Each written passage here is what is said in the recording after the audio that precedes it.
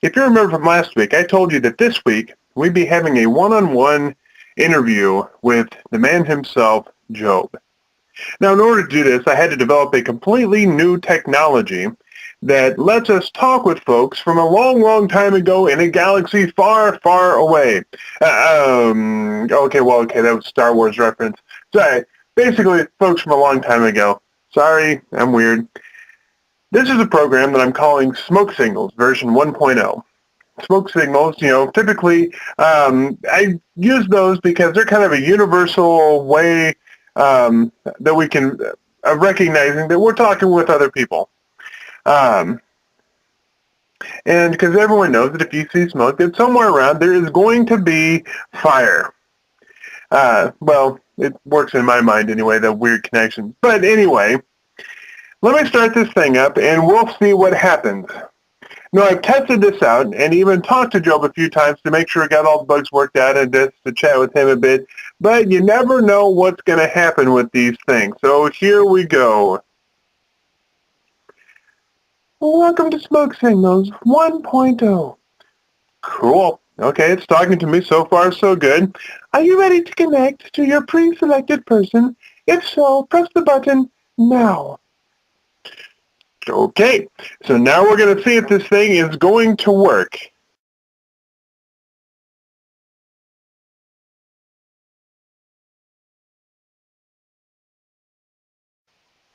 Well, it sure seems like it might take a little while to get to do what it's supposed to be doing.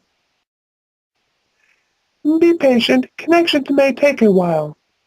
So apparently now we can listen in and hear what it is I'm saying and respond. Didn't plan for that, but oh well. Connection will be complete in 5, 4, 3, 2, 1. You are not connected. Enjoy your call. Hello, Job, are you there? Ah, John. I thought I recognized your voice. You told me you might be calling today. Yep, it's me. And hey, I even brought along a few friends with me today. Say hi, y'all that are out here. Hello to you all. I take it this is your congregation, John. Yep, that's them. And before we get going too much farther, I want to take a chance and just kind of get them filled in on where we are and what's going on so that they are up to speed with us. For all the rest of you folks, we have the book of Job in our Bible. Obviously, Job can't be here physically with us today, but we can talk to him now. And we're talking to him at a point in time after all of those events have taken place. So that's where we're going to pick this story up today. It's good that you talk to me now. I had enough people talking to me during all of the things that were going on in the past. You'll get a much better answer out of me now than you would have gotten out of me then. Well, let's start there. Now that you've got a chance to look back on everything that's happened, what do you think about all of it? You don't start off easy, do you? Yeah, sorry about that. But I thought that this just might be a good place to start.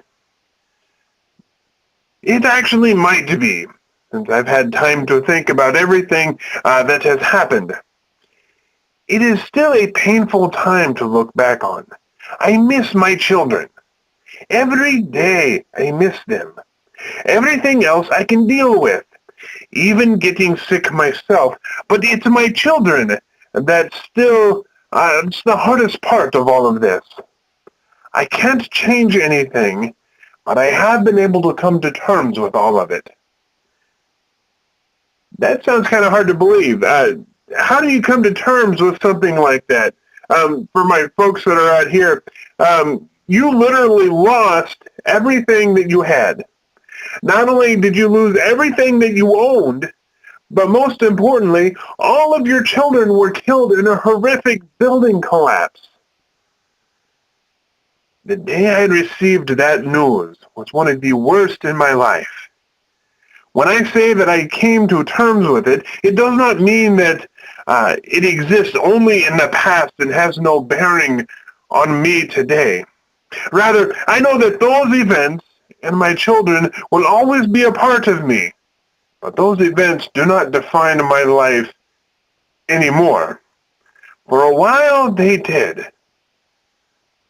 So you were able to come to terms with it. And I think it makes some sense, but at least to me it kind of does. But would you elaborate some more on just what it was that happened, all these things that you had to come to terms with? Let me first tell you about the way I viewed this journey that I was on. A journey? Yes, a journey. You see, I describe what happened to me as being a journey from innocence to maturity. I don't mean innocence as if I was guilt-free or had done nothing wrong. Rather, it means that I was living a fairly sheltered life. I had not experienced true hardship in my life.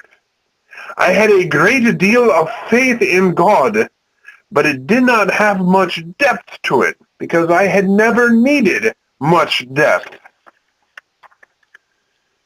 So everything that happened kind of was to give you depth? Oh, if only that were the case. If it were only depth, that might have been easier. Depth can be a word that gets used when we really can't describe what was happening. What happened was that I grew in my faith of God by growing in my understanding of Him. I had been brought up in a very specific understanding and structure of who God is. And the problem was that I had to be brought down from that place, and my faith had to be reconstructed. What type of structure are you talking about here? It was a legalistic structure. I believed that if you followed God, then things would be okay. If you did something wrong, then you were punished, or you had to make reparations. This was why I would make offerings for my children after they would go and party and do the things that kids do nowadays. I was worried for them, and I thought that I could fix things because I was such a faithful and good person.